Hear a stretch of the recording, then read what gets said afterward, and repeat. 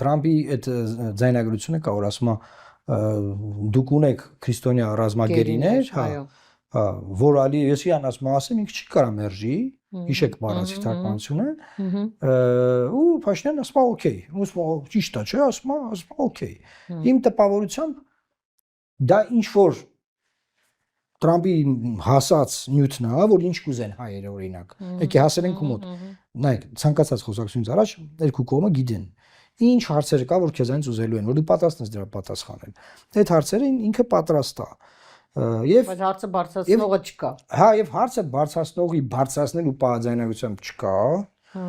Իրանք ասում են բարի ինքնա բարձրացրել, չգիտեմ ոնց այն բարձրացրել, լավ։ Բայց ինքը ասում է եւ չկա Փաշինյանի հարցը follow-up անել, անգլերեն follow-up են ասում, այսինքն հարցը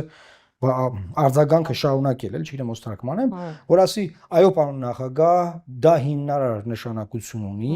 խաղաղության գործընթացում, որ նաև մեր ժողովուրդը հանգիստ լինի, եւ այդ տեսարաններին մենք եթերներում չհետևենք, որ Բաքվում դատվում են հայեր։